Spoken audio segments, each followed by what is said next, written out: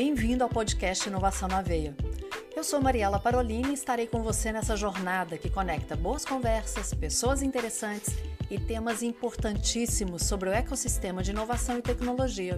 Vamos lá, pega o seu café e vem comigo. Tenho certeza que você vai gostar do assunto de hoje.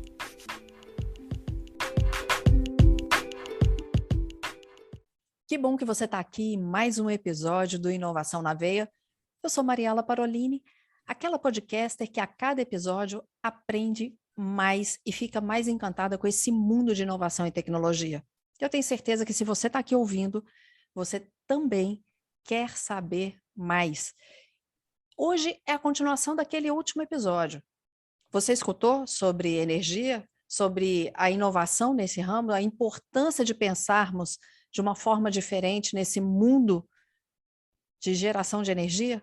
Porque continua, né, aqui com a gente hoje, Mandarino e Marco Vilela, para falar sobre tudo o que tem de inovação nesse mercado e ainda nos fazer pensar, que foi o que me chamou mais atenção, o quanto nós temos que pensar diferente sobre o uso da nossa energia. Por favor, fiquem à vontade, Mandarino, Marco Vilela, se apresentem novamente, porque talvez alguém não ouviu o último episódio e vai voltar lá para escutar. Mas, por favor, se apresentem e já vamos começar falando sobre as inovações nesse setor, por favor. Olá, pessoal. Eu sou o Marco Vilela, atuo no setor elétrico desde 97, do ano de 97, são 25 anos atuando no setor de geração, transmissão e distribuição, e é um prazer estar com vocês aqui neste podcast e passar um pouco dessa minha experiência no setor. Muito bacana, é sempre um prazer poder estar voltando aqui, né, no Inovação na Veia, aqui com a Mari e com o Vilela, né, muito legal. Meu nome é Luiz Mandarino, eu sou consultor de inovação, né, atuo mais de 25 anos aí no setor industrial, né, na área B2B, né, de relacionamento com empresas, e nos últimos, eu diria ali, 7 anos, muito voltado para a inovação, né, dentro da indústria, né, e aí especificamente em energia. E em 2019 fiz uma transição de carreira, né, tive a oportunidade aí de assumir, né, um grande desafio, né, que foi implementar o Energy Hub, que é hoje o maior hub aí de startups do Brasil, né, em energia, né, ligados à área de energia. E é muito bacana, né, poder estar aqui falando sobre um tema que eu sou apaixonado, que é o tema da energia e inovação, né? Então, esses dois, né, motores aí de vibração, né, que a gente fala, né, de ação energética, né, que a gente tem aí, né? Falar de energia e falar de inovação sempre é algo muito bacana e que tem muito pano para manga, né? Muita conversa. No último episódio eu comentei que parece que a energia é tão natural, porque a gente não tem como ficar sem. Toda hora você liga um equipamento, liga um celular, liga um notebook, liga uma cafeteira, né? E até o fogão, né?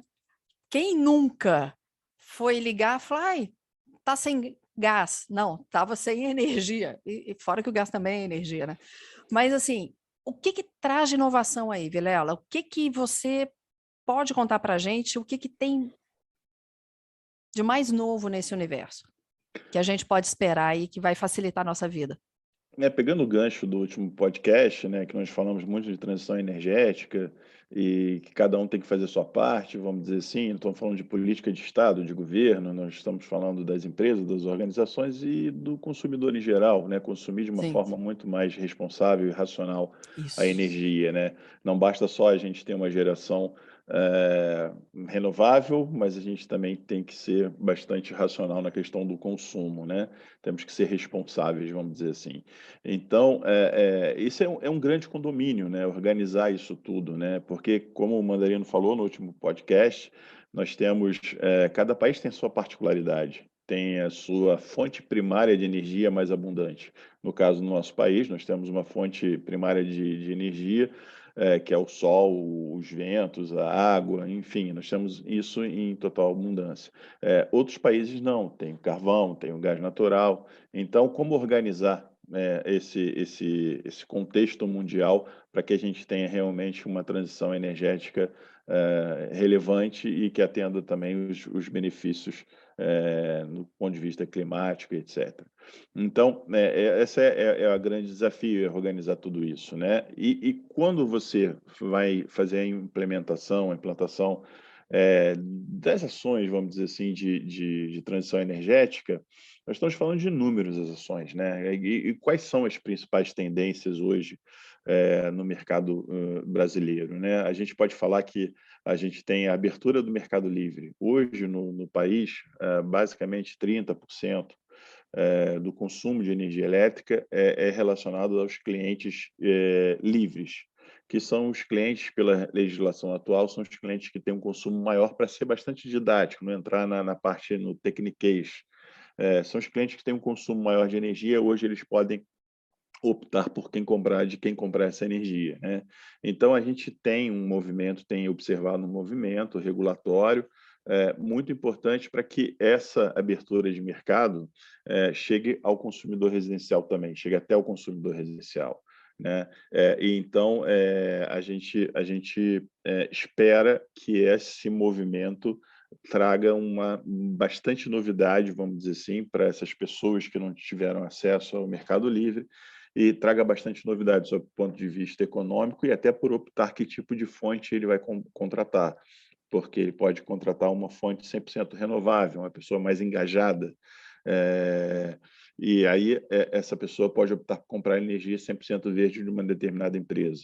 Então, isso é um ponto muito importante, uma tendência muito relevante que a gente vai ver no nosso país, né? A questão das fontes renováveis, né, cada vez mais presente, a gente vai ter muita participação cada vez mais da solar. Ontem saiu uma reportagem onde sinaliza que a fonte solar já é a terceira fonte da matriz.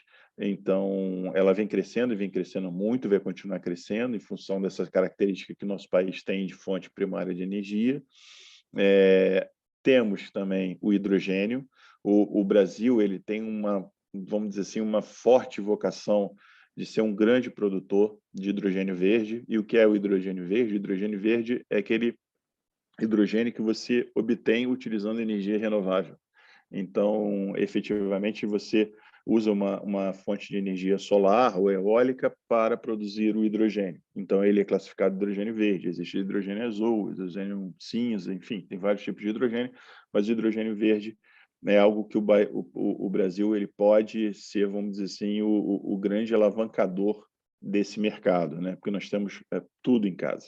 Então, é algo que vai crescer. Ele precisa ainda ser economicamente viável, né? Como a gente falou sempre daqueles 3 pilares relevantes, né? Então, ele precisa ainda atuar nessa questão de ser economicamente viável, porque na questão de segurança energética ele até porque você pode estocá-lo, e na questão climática também, porque ele é renovável. Por favor, só cita novamente os 3 pilares, só para quem não ouviu ainda. Os 3 pilares de uma transição energética, né, que a gente chama robusta e vamos dizer assim, sustentável, para utilizar o termo. A primeira é que ela precisa ser descarbonizada, ou seja, tem que ser sustentável, com baixa emissão de carbono. O segundo pilar é da segurança energética, ou seja, não pode faltar. E o terceiro é que ele tem que ser economicamente viável para que consiga atingir a maior parte da população ou toda a população. Ok. Então, a gente falou de mercado livre, a gente falou de fontes renováveis, não dá para não citar a mobilidade elétrica. Essa é uma característica muito forte que vai fazer, inclusive, que o consumo per capita das pessoas aumentem, porque você está introduzindo aí uma fonte. É óbvio que isso não vai acontecer da noite para o dia, como o Mandarino muito bem colocou no primeiro episódio, elas vão coexistir. Então, você terá carros elétricos, teremos carros a gasolina, óleo diesel, teremos carros híbridos, que é uma realidade, né? Isso é um exemplo do que o Mandarino falou, a coexistência de 2 fontes. Então, temos carros híbridos, mas cada vez mais a gente vai caminhar por uma mobilidade elétrica, não só de automóvel, como moto, bicicleta, etc. Então, nesse sentido, a gente vai estar consumindo mais energia, e aí todo mundo que tem um carro elétrico vai querer consumir energia para abastecer esse carro, uma energia renovável. Então, é extremamente relevante a gente também citar como uma forte tendência mundial. Na verdade, não é nem mais uma tendência, é uma realidade, a questão da mobilidade elétrica, né?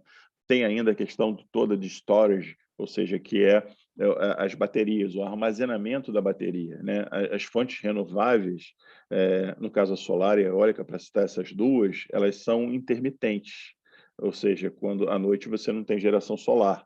E às vezes você pode requerer energia solar à noite. E como você faz essa mágica? Através do storage, ou seja, estocando essa energia nas baterias. Então, isso é uma tendência muito grande que também traz uma segurança para o setor energético importante. O Smart Energy, que é toda a parte de inteligência artificial, Smart Grid, Smart Metering, a chegada do 5G vai causar uma transformação nessa indústria de IoT, de internet das coisas. Isso vai trazer uma revolução extremamente grande para o setor de energia, vai contribuir muito com a transição energética. O oferecimento de energia, não mais como aquela energia que a gente conhece na nossa casa, que é simplesmente você acender lá o interruptor e você tem sua energia. Algumas empresas, e isso não é, vamos dizer assim, algo que assim, é a primeira vez que está acontecendo, mas algumas empresas elas preferem contratar o frio, por exemplo. Eu conheço um data center que precisa de ter uma climatização a tantos graus de uma forma constante, não pode faltar energia. Então, ao invés dela comprar o equipamento de climatização, fazer uma subestação, fornecer energia para esse equipamento de climatização, ela terceiriza isso e contrata BTUs de uma empresa. Poxa. Aí uma terceira empresa, ela vai e monta ao lado desse data center toda a estrutura de frio e ao invés de vender frio, ao invés de vender energia e tudo mais, ela vende o frio.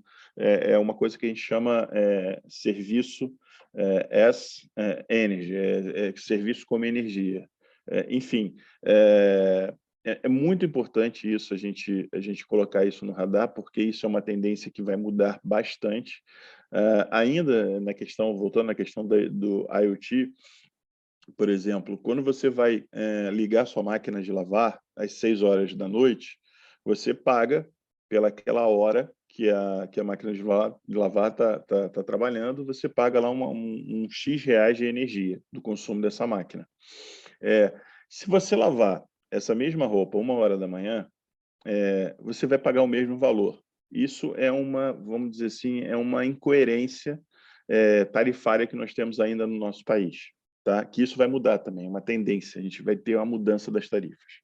Então, é muito mais racional que a tarifa de energia, me perdoe, a tarifa de energia em 1 hora da manhã seja mais barata que a tarifa de energia às 6 horas da tarde. Até por uma questão de demanda, né? 6 horas da tarde tem muita gente consumindo, e aí você tem alta demanda, aquela oferta tá ali constante, você tem aumento de preço. Quando você tem consumo de energia que tem pouca demanda a 1 hora da manhã, a tarifa tem que ser mais barata. E aí, nesse sentido, onde entra o IoT? O IoT entra fazendo toda a automação dos seus equipamentos. Então, ele entra programando a sua máquina de lavar para lavar uma roupa de 1 às 2 da manhã, porque isso vai ser mais barato para você. Então, toda essa inteligência do Smart Energy vai estar muito focado no IoT e vai estar muito focado na inteligência artificial, etc. Né? Enfim, tem N possibilidades, N contextos de inovação, novas tecnologias chegando, que vai ajudar nessa transformação da transição energética. E quando eu falo que vai ajudar, é no sentido de que a transição energética não é somente gerar energia. Tem todo um ecossistema comercial por trás de serviços e de indústrias ali para que ocorra a geração e para que essa geração chegue ao consumidor final, como a gente falou, né, que todo mundo tem que fazer o seu papel, toda essa inovação vai chegar, não só na parte da geração, como na parte da segurança, como na parte do consumo, a destinação final da energia aos consumidores, indústrias e empresas. Então, Você me fez pensar... Desculpa, pode. Não. Então, essas são algumas das tendências. A gente tem, efetivamente, algumas outras, mas essas são vamos dizer assim, as que estão mais próximas de acontecer. Isso me faz pensar que como a cadeia inteira vai ter que mudar, porque eu fiquei imaginando, eu que moro num prédio, se a minha máquina funcionar 1 hora da manhã, daqui a pouco meu vizinho vai estar brigando comigo. Aí é que tá. Posso Então te falar? vai ter que ter uma diminuição do ruído, Posso te né? falar, eu vou falar uma Claro. coisa para você. Na Europa, nos Estados Unidos, onde as tarifas já são mais inteligentes que a nossa, vamos dizer assim, o nível de ruído de uma máquina de lavar deles é muito menor do que a nossa. Como fonoaudióloga, eu agradeço. Muito menor do que a nossa. Por E quê? ainda tem a visão, né, Marco? Desculpa, ainda tem a visão que muitas vezes você não tem uma máquina, um para cada um, né? Você tem, muitas vezes, Isso. poderia, né, conjugada, que você traz. Isso, Normalmente não tem problema de ruído, porque ela não fica, né, dentro da casa, fica isso. simplesmente lá, fica lá no porão. E aí você tocou num ponto Então, isso é muito muito importante. o ponto cultural também, né, que a gente vai É. E aí mudança, você né? tocou num ponto muito importante, né? Como é que a transição energética e a mudança de uma tarifa vai impactar a indústria de Mudança eletrodomésticos? de comportamento. Não, e vai mudar comportamento. Vai Vai impactar muito, Comportamento. muito. todo. Olha só, uma mudança energética vai fazer com que se pense em estratégia diferente, em equipamento. Vai ter que pensar no som daquilo, né? E vai mudar o comportamento de quem está lá utilizando. Na experiência do consumidor vai ter que ser totalmente diferente. A gente vai ter que mudar a nossa mentalidade. Em um outro Quem é da ponto. década de 70, como eu, o Leandro não, que está aqui acompanhando nos bastidores, né? O pessoal mais da década de 2000 já, que já tem um pouco de... Já pensa, tem um mindset diferente, mas a gente vai ter que mudar tudo. Muito, muito. Até a construção civil. Você imagina, você mora em apartamento ou em casa? Eu moro em apartamento, Se você mas já morei em comprar casa. se você comprar um carro elétrico, na sua garagem tem uma tomada? Não, Uma tomada que registre o consumo para o seu exato. apartamento e não para o condomínio. Não. Exatamente. Então, a chegada do carro elétrico vai requerer que os novos prédios sejam construídos com uma tomada na garagem e que essa tomada registre o consumo para o apartamento X e não para o condomínio.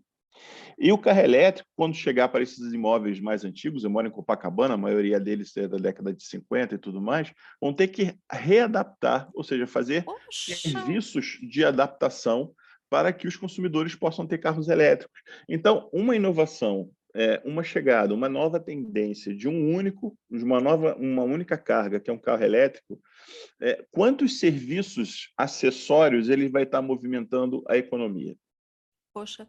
Olha, eu quero continuar falando disso no próximo bloco. Só um pouquinho que a gente volta e eu quero retomar uma coisa. O Brasil, pelos recursos naturais, ele está em primeiro lugar nisso tudo? Eu quero que vocês me contem sobre isso. Espera aí.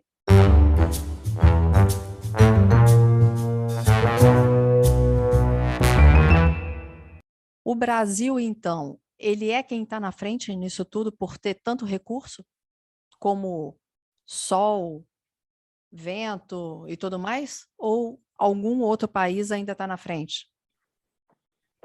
É assim, Mari, o Brasil ele tem como a gente até falou, né, no podcast anterior, ali a gente chegou a abordar um pouco isso, né? Ele tem uma condição dentro da matriz elétrica muito confortável hoje comparativamente a nível mundial, né? A gente tem hoje em torno de 85% da nossa matriz elétrica, né, de renovável, né, vamos dizer assim. Então a gente tem, né, um ponto, né, que é muito, eu diria ali quase único, né? Que é a questão hidráulica, né? A gente tem uma geração hidrelétrica como a base, né? Eu diria ali da produção elétrica, né? Dentro do Brasil. E quando a gente caminha para a energia, e aí você também incorpora dentro disso a questão dos combustíveis, né? E de mobilidade, de outros usos, né? Da energia na indústria, esse número cai de 85%, né? Para em torno de 50%. Tá? Em torno de 50%, 5%. Por quê? Porque hoje no mundo, né, vamos dizer, a mobilidade, né, no mundo, né, quando a gente fala de mobilidade, né, de transporte, mobilidade tanto de veículos leves como de pesado, está baseada no petróleo. Então, quando a gente pega isso e transforma, né, naquela questão do BTU, né, da energia, né, da medição energética, né, por exemplo, praticamente você traz, né, e cai, né, esse parâmetro a despeito do Brasil ter desde a década de 70, a gente falou aí da década de 70, eu sou da década de 70 também, os programas do Proálcool, né, foi, né, basicamente aí os programas, programa inédito mundial, né, do uso, né, do etanol aí como e a partir de um choque, né, a partir de um problema, né, de uma dificuldade, você gerou uma inovação. Isso que eu acho que é a grande sacada quando a gente fala no parâmetro energético, né, mundial, é que a startup ela quer problema, né? O insumo da startup, né, é o problema, cara. Quanto mais problema, melhor, né? Mais oportunidades, né? Um pouco isso. Então, na energia, a gente tem diversos problemas, né? O Marco trouxe muito bem ali os trends, né? Os top trends aí, né?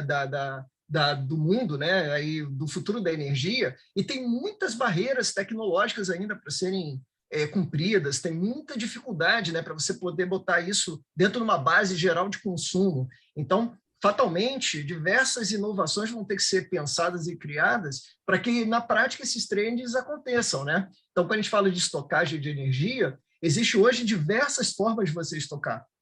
Desde, como a gente falou, em baterias, né, tradicionais, como em baterias alternativas, por exemplo, como o próprio hidrogênio como uma bateria, como o próprio carro elétrico virar uma bateria. Você tem diversas opções, né, hoje dentro dessa visão, né? E eu brinco assim, não tem uma bala de prata para resolver o problema, né? Vão ser diversas ações conjugadas, né, e inovações, né, tanto inovações incrementais como inovações disruptivas, e aí isso eu acho que um ponto, né, bacana aí, quando a gente pensa na construção das teses, a gente vai falar daqui a pouquinho um pouco isso, de olhar isso, né, equilibrar um portfólio com essa característica, né, de como é que eu consigo trazer inovações, né, que sejam inovações interessantes, né, que estão ali já em algo que a gente já conhece, que já pode ser aportado no dia a dia, né, que já está maduro, né, para ser consumido pelo mercado, e olhar também tecnologias, né, que são mais disruptivas aí, né, que estão ou no borderline ou numa ação disruptiva que viabilize com que a gente possa trazer e antecipar esse futuro, né? Então eu vejo muito quanto a isso, né? E eu acho que a grande mudança, e esse é o ponto, né, de como é que o mundo vai fazer essa transição da mobilidade, porque isso vai ser o parâmetro, na prática, na veia da descarbonização, porque a descarbonização do setor elétrico ele vai ser muito viável, né, e natural a partir das fontes renováveis, né, o próprio a fonte solar e a fonte eólica, por exemplo, né, e o próprio hidrogênio. Mas quando a gente traz isso para a mobilidade, isso não é tão simples. Vamos pegar, hoje, basicamente, mais de 90% dos navios é petróleo que movimenta os navios, né? Sim. Mundial, né? De toda do transporte mundial. Então, para eu trocar né, o bunker, né, que hoje é o combustível que é utilizado para um outro combustível alternativo, qual vai ser esse combustível, né? Qual vai ser esse combustível na prática que a gente vai aplicar? Né? Vai ser o hidrogênio, né? Hoje já existem navios a gás natural, por exemplo, alguns navios a hidrogênio, existem a visão, né, talvez de você ter outros combustíveis alternativos renováveis, né, aplicados a isso, né? A gente vê em relação à mobilidade de veículos leves, né, como de pesados, uma evolução muito interessante com relação a fontes alternativas. Então, você tem desde fontes renováveis, né, ou combustíveis alternativos, como advindos de fontes renováveis, né? Então, biomassa, por exemplo, biometano, né, você criar, né, um veículo, né, e essa tecnologia é super dominada, né, por que não, né, utilizar um biometano, por exemplo, para mobilizar um carro já híbrido, né, como o Marco comentou, que, por exemplo, hoje usa gás natural, poderia estar usando biometano, né, para sua mobilidade, né? É uma tecnologia totalmente adaptada, hoje com um custo extremamente competitivo, né, para isso. Não necessariamente você precisa trocar para um veículo elétrico. Então, acho que a grande questão está ali, né? Como é que eu consigo fazer esse net zero no futuro, né? A despeito de ele ainda estar emitindo CO2, porque eu estou queimando um combustível, né? Como é que eu consigo, na verdade, anular, né? Porque o quanto eu fixei de carbono da atmosfera foi o quanto eu gerei. Então, de alguma forma, eu tenho ali um 0 a 0. Hoje, na questão dos combustíveis fósseis, isso não acontece, porque eu estou tirando o combustível, né? Estou tirando o petróleo que está parado. Explorando mesmo, né? Exatamente, estou explorando, tirando o petróleo, estou queimando ele de alguma forma, então ele antes, né, não estava na atmosfera e ele passa a estar na atmosfera. Então, essa eu acho que é hoje talvez aí o grande ponto, né, para isso, e isso vai gerar e demandar diversas inovações, né? Então, a gente fala, como é que eu trabalho, né, as inovações na ponta da oferta, que a gente fala. Então, como é que eu melhoro a efetividade, né, da geração, da produção da energia, com diversas iniciativas, né, que podem ser feitas, mas eu posso também trabalhar ali na ponta, vamos dizer, da demanda, né? Como é que eu consigo reduzir essa demanda, como é que eu consigo aumentar a eficiência, né, desse consumo, né? A gente fala hoje, né, dos selos, né, dos equipamentos. Antigamente a gente tinha equipamentos que gastavam muita energia, né? Então, uma forma de eu economizar energia, eu trabalhar com equipamentos, né, que consumam menos energia, por exemplo, né, ou que tenham mais eficiência nessa aplicação. E o impacto em hábitos também, né, como a gente falou, né, conseguir fazer as trocas, né, para lâmpadas, né, com menor consumo, né. Então existe como eu comentei, né, não tem uma bala de prata dentro desse sentido, mas o que perpassa todo esse processo são os processos de inovação e, fatalmente, aí, com a alocação de startups nesse contexto, que vão pensar em novas formas, novos modelos de negócio, novos produtos, novas tecnologias, novos serviços, né? Como o Marco falou muito bem ali, né, dentro dos trends, que vão compor esse grande portfólio futuro aí de oportunidades, né? Como eu comentei, o mercado de energia está passando um momento extremamente positivo, né?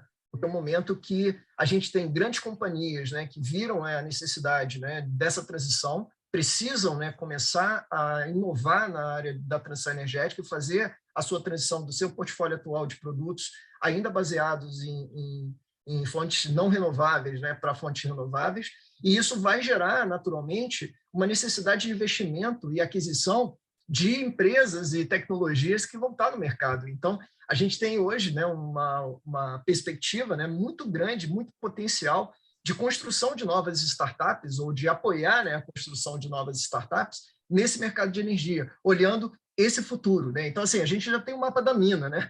É mais ou menos isso, a gente já sabe o que vai rolar, como vai, existe já uma demanda, eu diria ali, talvez aí até reprimida do ponto de vista de inovação em energia, as empresas estão demandando demais isso, e até então não tinha um veículo, né, estruturado para isso, né?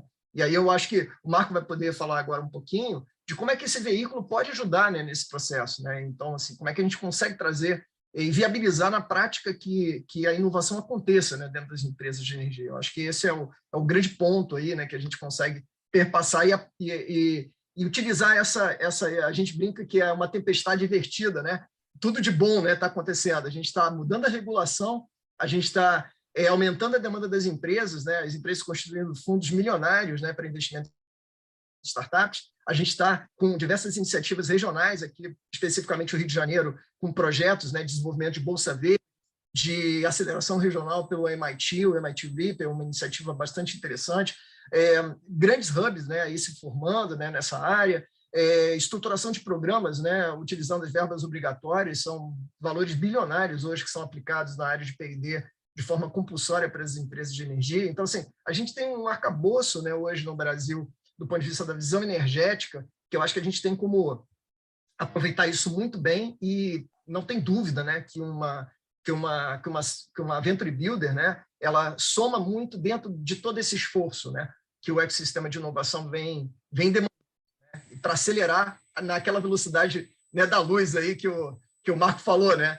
Então, assim, se eu for construir startup devagarinho, não dá. A gente tem que botar aqui métodos possíveis para acelerar esse processo de construção dessas startups, para que elas consigam ter maturidade que o mercado, na prática, vai demandar, que é o mercado, né? E essa demanda vai acontecer fatalmente, já está acontecendo hoje, mas muito fortemente nos próximos 2 anos, né? Então, acho que essa talvez é a grande pano de fundo aí de visão do porquê, né, a importância de uma venture nesse sentido, né?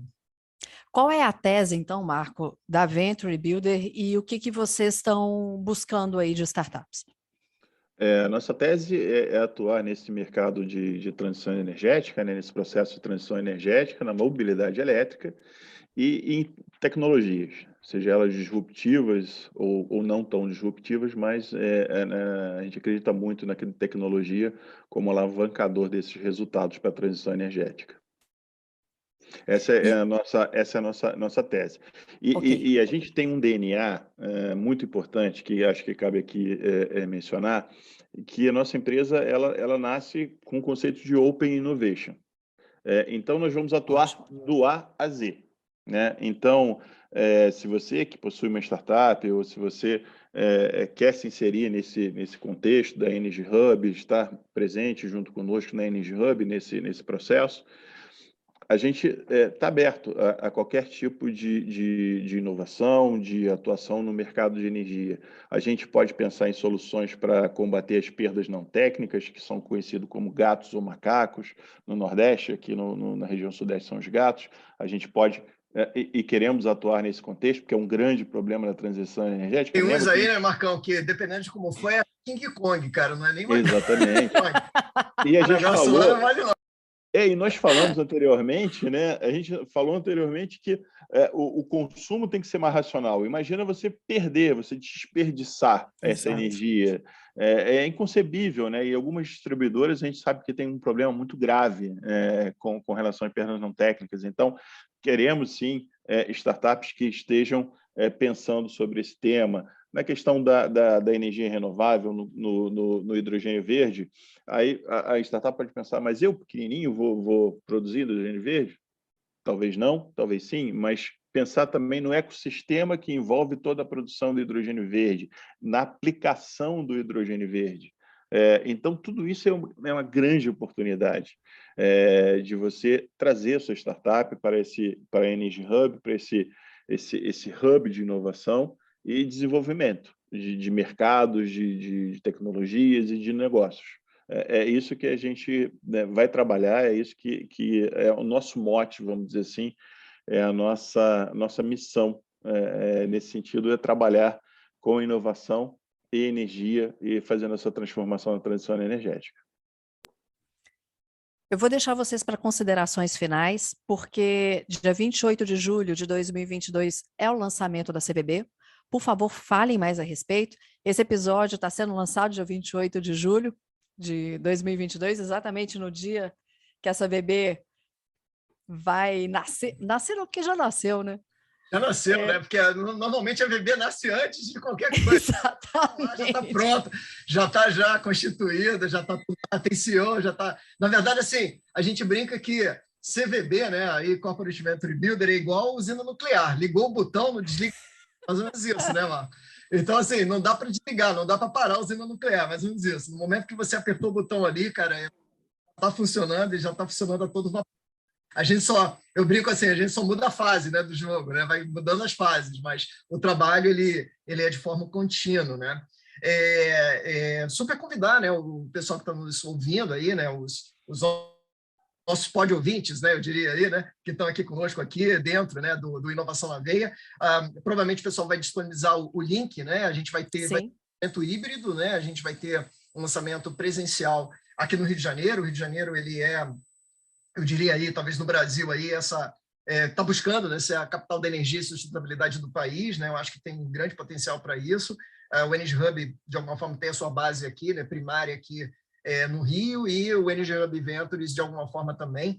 Então, vai ser muito interessante a gente poder reunir, né, a comunidade de energia, né, no dia 28, para ver, né, e ter mais contato, né, com o lançamento em si, né, dessa proposta, né, que é uma proposta bastante inovadora e a única, né, eu diria a primeira, né, Venture Builder focada em energia, eu diria ali, né, do país, né, dentro dessa questão. A gente, dentro do grupo FCJ, a gente tem algumas outras CVBs que também tangenciam essa tese da energia, que é muito importante. A gente trabalha em rede, né, a FCJ tem essa característica, né, de geração em rede, né, e trabalho em rede. Então, e aí a gente vê aí o quanto, né, o mercado está aquecido e como a gente pode, na prática, caminhar com isso, né? Então, a transmissão vai ser pelo YouTube, então o pessoal vai poder acompanhar por lá. E, obviamente, se você é startup, né, como o Marco falou, que tem interesse e se alinha a uma dessas teses, né, de transição energética, mobilidade, tecnologias, né,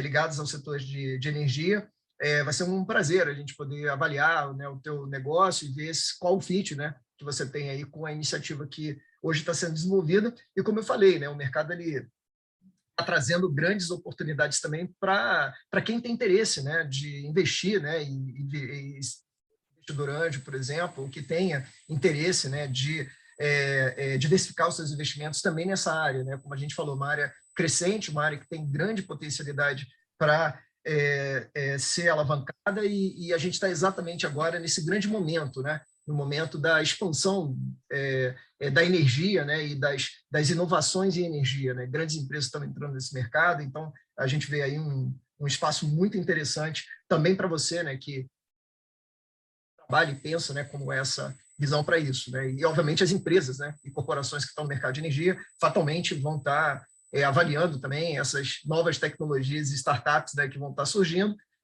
de alguma forma para que componham, né, também o seu potencial portfólio ou consumam aquelas soluções ou de alguma forma possam até no futuro vir a investir também nessas startups, né, que vão ser construídas aí ou co-construídas dentro da CVB. Então, vai ser um super prazer aí, tanto eu, Marco e mais uma galera aí vai estar lá no dia lá participando e falando um pouquinho mais sobre essa iniciativa, que é uma iniciativa que particularmente eu acredito demais, né, e está muito alinhado com o que o mercado de energia demanda. Excelente. Eu queria era ir, sabe? Eu vou conversar com o Weber, ver se ele libera. Quem sabe a gente grava podcast nesse lançamento. Pô, Mário, seria fantástico. Assim, pô, mais do que convidada. Poxa, não fala de novo não, hein? Ai, Rio de Janeiro gostoso. Marco, por favor, suas considerações. Olha, depois do que o Mandarino falou, eu não tenho nada a dizer, só dizer que vai ser um prazer ter você, startup, investidor anjo, conosco nessa jornada. É uma jornada apaixonante, deu para perceber que tanto eu quanto o Mandarino, quando a gente fala de energia, o nosso olho brilha. Vem contribuir para essa transição energética junto conosco. Tenho certeza que vai ser uma jornada extraordinária e vai ser muito bom para a sociedade, para todas as partes interessadas, investidores, enfim, é o verdadeiro ganha-ganha, tá? A gente espera vocês no pré-lançamento e no lançamento. Muito obrigado, viu? Só uma coisa, por favor, deixa qual é o site para encontrar vocês? É energyhub.ventures. Colocar isso já você já encontra. Ótimo. Mais uma vez, muito obrigada. Eu fiquei encantada, eu ainda quero falar, eu quero gravar um outro episódio com vocês aqui para frente para falar de descarbonização.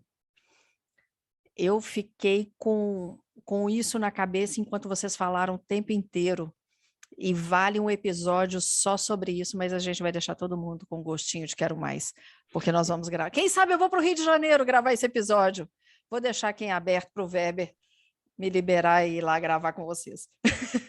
Mas muito obrigada mesmo. Será um prazer.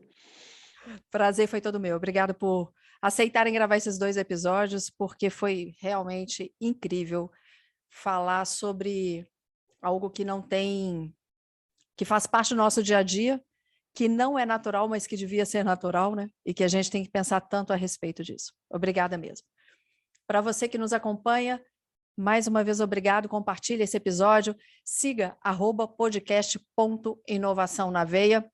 Se você está aqui no Spotify, 5 estrelas e segue e compartilha. Apple Podcast, a mesma coisa. Estou te esperando no próximo episódio. Um beijo e Deus te abençoe. O podcast Inovação na Veia é uma iniciativa da FCJ Venture Builder.